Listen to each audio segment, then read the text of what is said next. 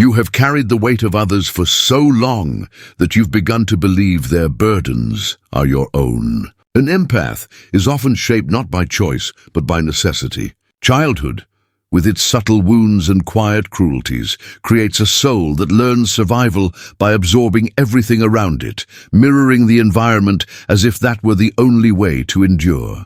What you once thought was love or kindness was in reality a survival mechanism, an adaptation formed in the shadows of those who raised you.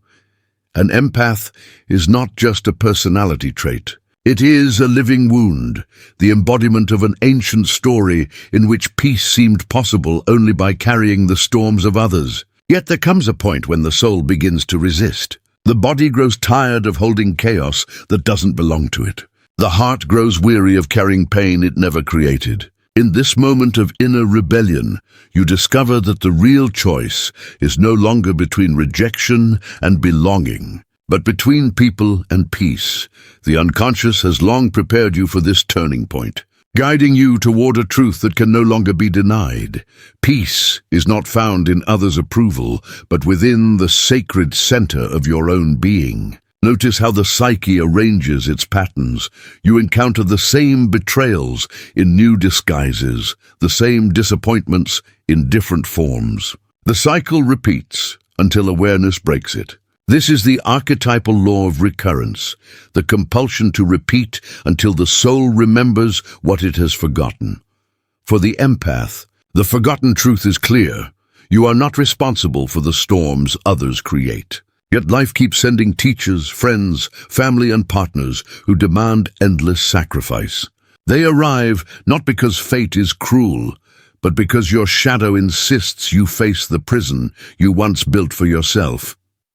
In dreams, you may see water flooding your house, drowning you or pulling you into rescuing others. These are not mere fears. They are messages from the unconscious, revealing that you are submerged in collective emotions rather than your own. The water is not yours, yet you drink from it as if it sustains you. To see it only as fear is to miss its meaning. The dream is a mirror urging you to rise above the flood, to find the solid ground of your own soul. The archetype of the savior lingers within the empath. To feel deeply often leads to the belief that you can heal or redeem the broken. But what you call redemption easily becomes entrapment. You do not rescue the other, you drown with them. Then the unconscious responds with resentment, exhaustion, and a bitterness that erodes the very compassion that once defined you. What feels like failure in love is, in truth, a deeper summons, the call toward individuation. It is the path where the self separates from illusions of the persona and the relentless demands of the collective to stand finally in its own truth. Peace is not a simple decision. It is the dismantling of an old identity, a death of who you once believed yourself to be. When the empath chooses peace, they are not simply stepping back from people. They are stepping away from the urge to rescue, from the role of martyr, from the binding agreements of the past that once defined their worth. This shift is frightening because it feels like betrayal.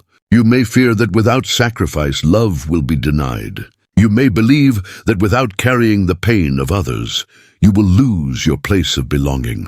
But this fear is not truth. It is the echo of childhood, the voice of an old wound, the memory of a silenced cry, a time when your needs were pushed aside so that others could continue unchallenged.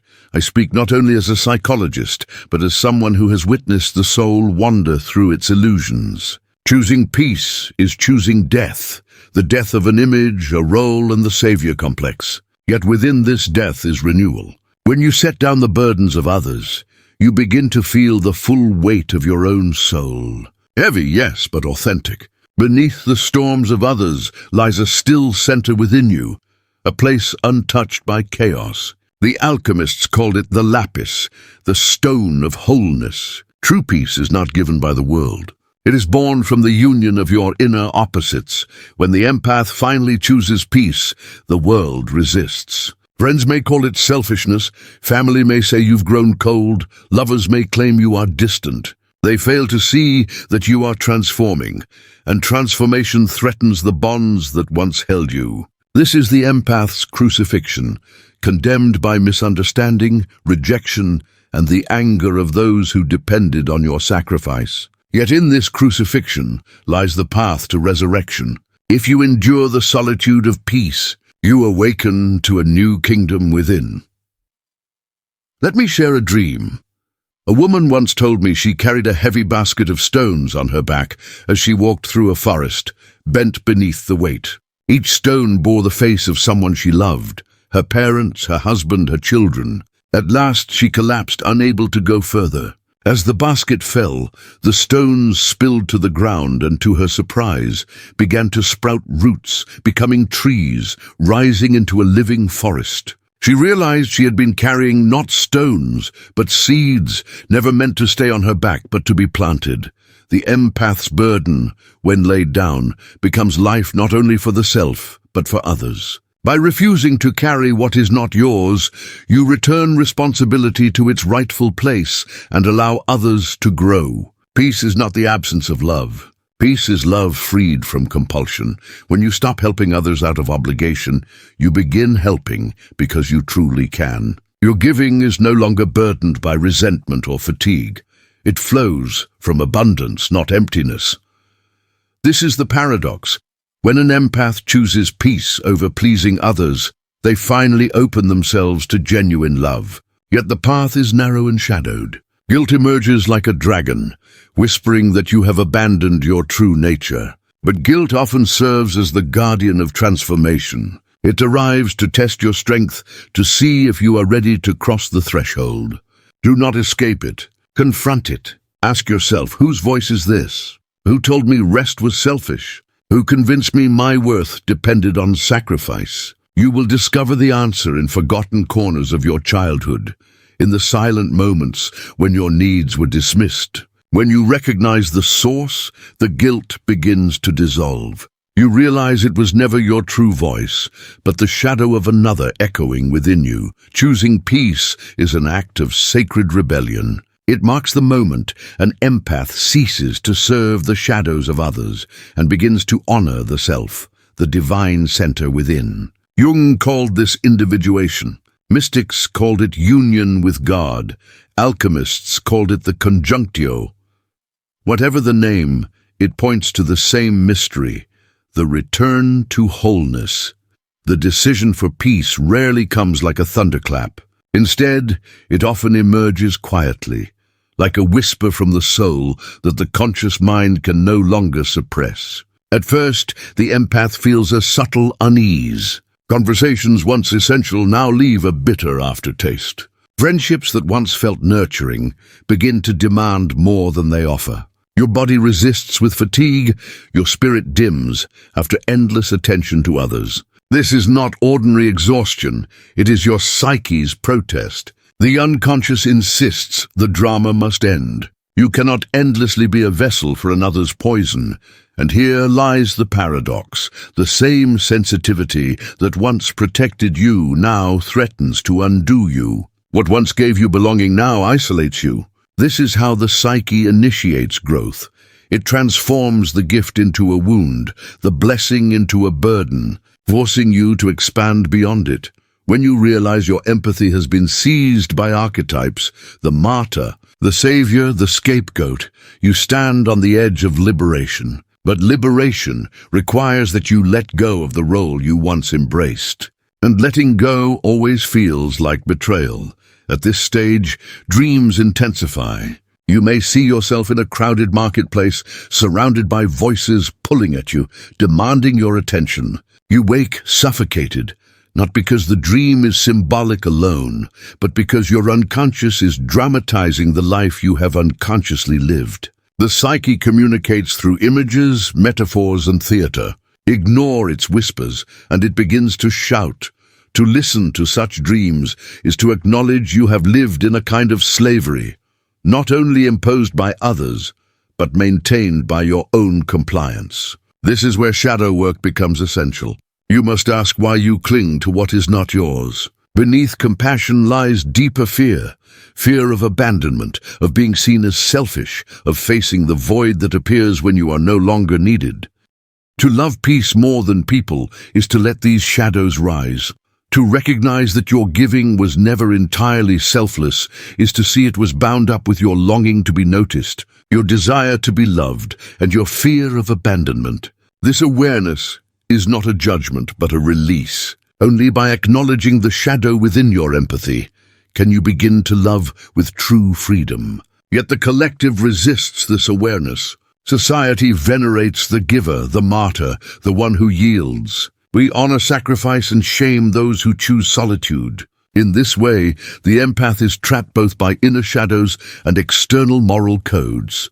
But morality often serves as a disguise for the collective's resistance to transformation.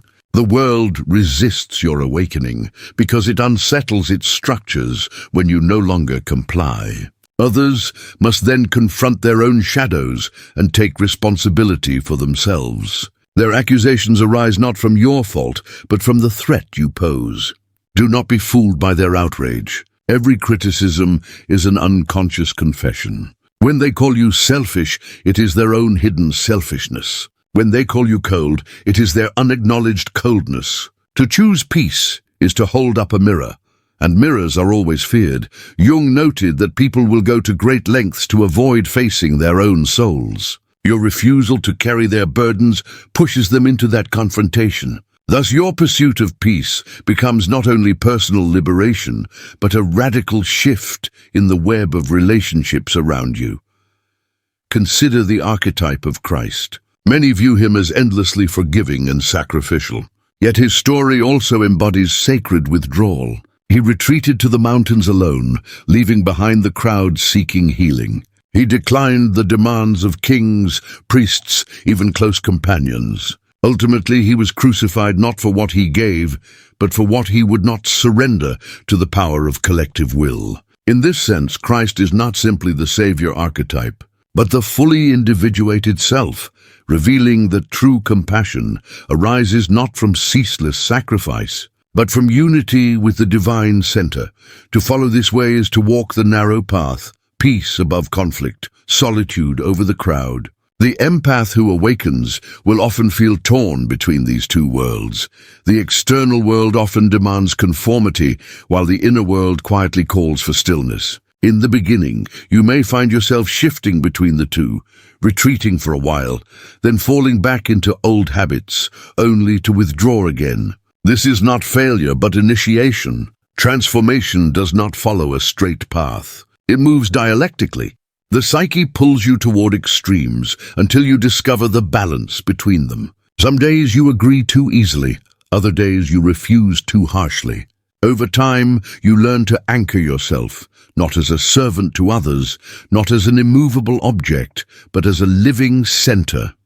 Be cautious of false peace that comes only from withdrawal rooted in resentment. Isolating yourself in anger is not the same as choosing peace. One is avoidance, the other is integration. Real peace is not afraid of contact with others, nor does it collapse under their expectations. It is a steady center that engages with the world without being consumed by it.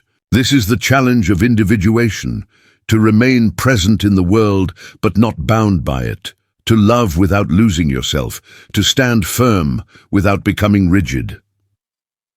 Symbols shed light on this struggle. The empath is often haunted by images of the wounded, a bird with a broken wing, a limping dog, or a child lost in the dark. These figures reflect the archetype of the suffering other, awakening the instinct to save. But when such images appear repeatedly, they point inward. They reveal your own wounds. The bird, the dog, the child, all are you. You project what you cannot yet face inside, attempting to rescue others as a way to rescue your own forgotten inner child. The unconscious offers mercy by showing you, again and again, that the healing you seek outside mirrors the healing needed within. Peace begins when you turn that compassion inward, when you hold your own broken bird rather than chasing every shadow. This is not selfishness, as some may claim, but the deepest form of responsibility. Until you tend to your own wounds, you will unconsciously recreate them in others. Choosing peace means rescuing yourself, becoming the parent your inner child always longed for. It means no longer outsourcing your salvation to the suffering of those around you. The alchemists called this stage nigredo, the blackening or the dark night of the soul. It marks the collapse of old structures, the disintegration of identities tied to savior, martyr, or empath.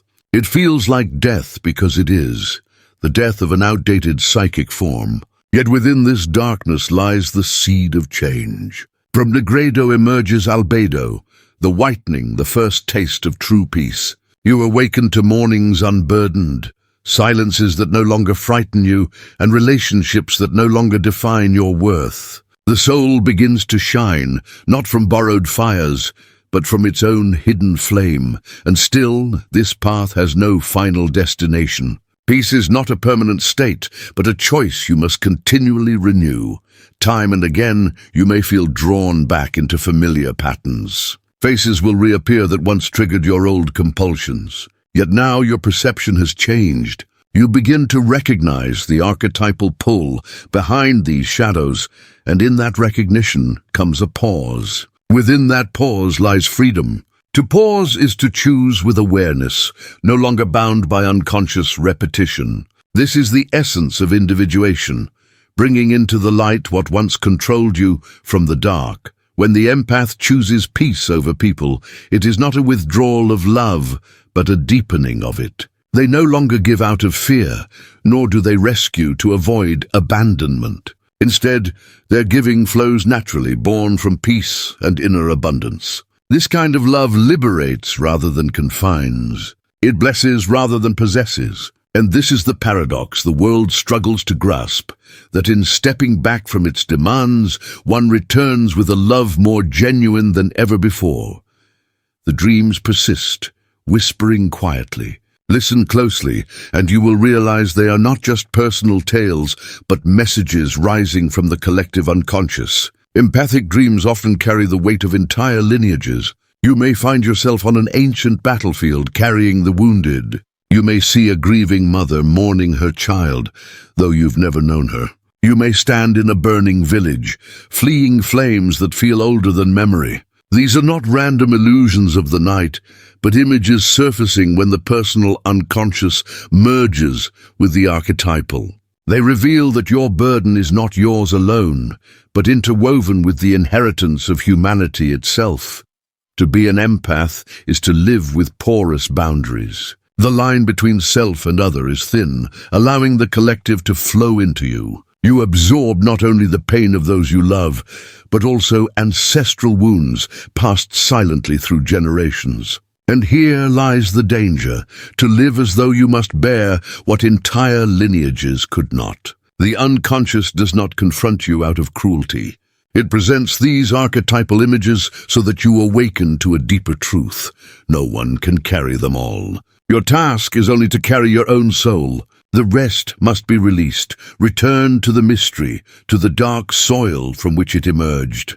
Now do you see why choosing peace can feel like betrayal? It is because at a hidden level, you are breaking not only personal patterns, but ancestral agreements. The family who taught you to absorb, the generations who endured through silence and sacrifice, continue to echo within you as voices. And when you step away, they cry out in resistance. You feel the weight of guilt, not only for disappointing those alive, but also for betraying those who came before you. Yet the truest way to honor your ancestors is not by repeating their suffering, but by bringing it into awareness and choosing release through peace. You become the one who ends the cycle, the one brave enough to break the inheritance of endless burdens. Imagine a dream where you stand in a vast cathedral heavy with incense and shadows. You kneel before an altar where a great book rests. As you open it, the pages are blank, waiting for your hand. This represents individuation, the moment you stop living as a character in the ancestral story and begin writing your own. Choosing peace is like opening that book. At first it feels empty, even frightening in its blankness, but it is yours, no longer dictated by the demands of others or the shadows of the past, but waiting for your authentic voice. This is the hero's rebellion against the collective. Every myth speaks of it. Prometheus steals fire from the gods. Moses walks away from Pharaoh. The Buddha leaves the palace. Different stories, yet the same essence. One must leave behind collective expectations to awaken the true self. For the empath, long bound to the collective through emotional servitude, the time eventually comes to break free, not out of cruelty but necessity. Without this, the soul shrivels, the self remains unborn. But be warned, the unconscious has its guardians. When you seek freedom, figures will rise both within and outside you to resist. Inside, you may dream of jailers, beasts blocking your path, or serpents coiling around your feet. Outside, you may face accusations, rejection, even abandonment. These are the guardians of the threshold. They do not seek to destroy you, but to test you, to ensure your choice is neither shallow nor impulsive. Only by facing them without retreat will they vanish, revealing themselves not as enemies, but as masks of your own fear. Consider another dream. A man told me he often dreamt of standing before a house filled with screams. He would rush inside to calm the chaos, but the noise never ended. Then one night he refused to enter. He remained outside, trembling, listening to the turmoil within. As he stood his ground, the screams slowly faded until silence filled the house. Upon waking, he realized the house was his psyche, the screaming his compulsive empathy. By refusing to enter, he reclaimed the threshold of his own soul. This is the lesson. Peace begins at the doorway. You are not meant to fix what lies inside every house, every soul, every stone. You are only meant to guard your own threshold, protecting the center that belongs to you. And when you do, something extraordinary unfolds. The chaos around you does not always disappear, yet it no longer consumes you. You begin to understand that peace is not the lack of noise, but the decision not to let noise dominate your inner world. From this place of clarity, love takes on a new form.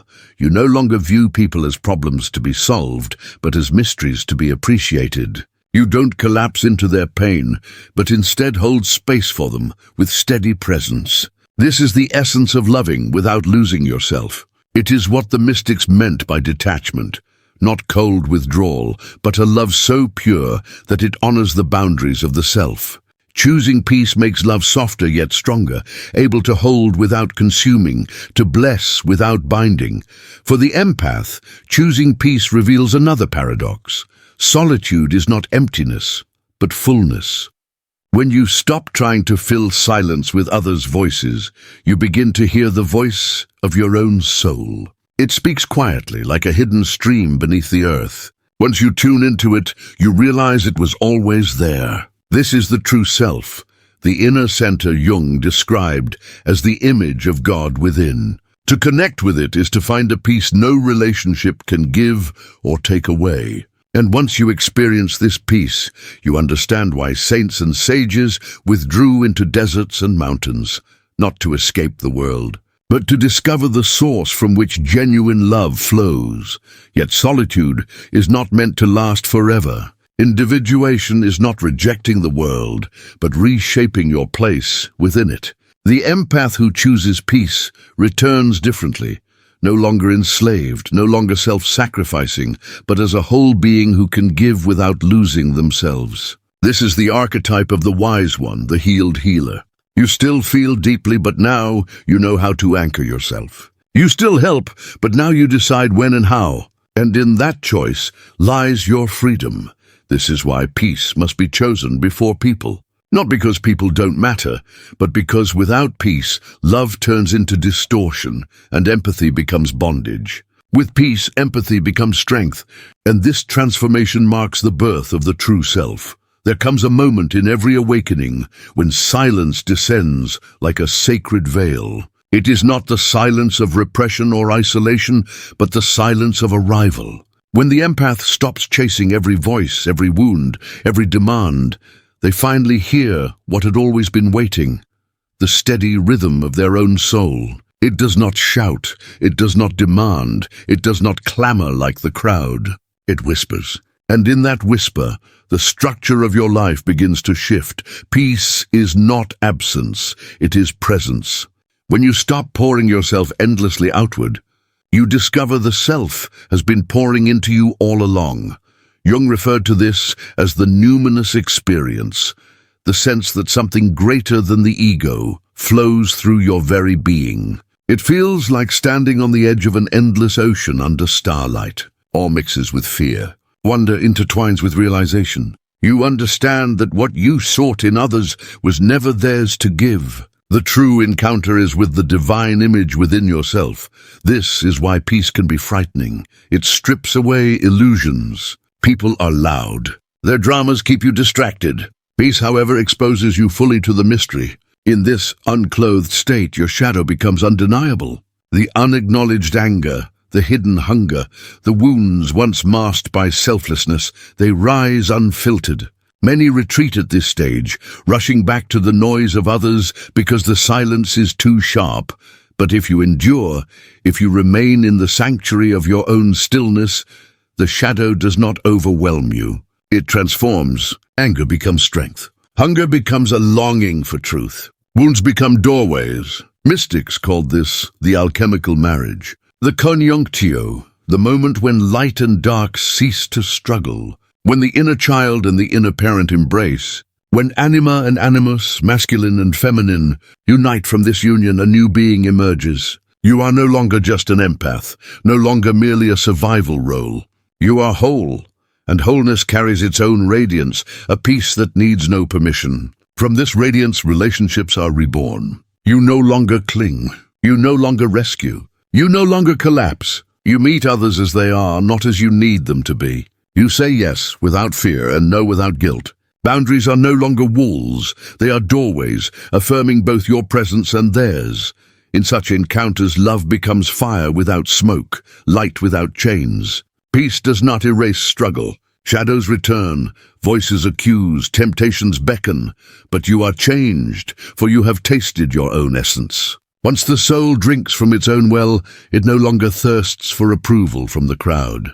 The peace you choose becomes a compass, guiding you even through storms. Here is the paradox. When you finally choose peace over people, you become more capable of serving others than ever before. But this service is no longer servitude, it is freedom.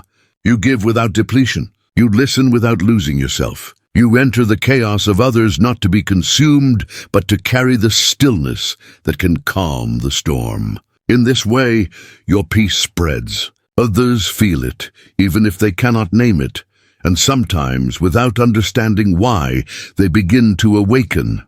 The world does not change through sacrifice alone, but through wholeness. One person rooted in peace radiates more healing than 100 who collapse under the weight of others. The archetype of the healed healer is not one who saves all, but one who embodies the truth of their own soul. This embodiment becomes a light in collective darkness, so when you ask what it means to choose peace, understand that it is the birth of a new archetype within you. The empath dies, the self is born, the martyr falls, the sage rises. You no longer echo others. You speak from your own eternal center. Imagine now a final vision. You walk through a field at dusk. The sky is violet, the air thick with the scent of earth. In the distance, a crowd calls your name, pulling you back toward chaos. But before you stands a tree, tall, rooted, radiant, its branches glowing with golden light. Torn between the voices behind you and the quiet before you, you step closer and touch its spark.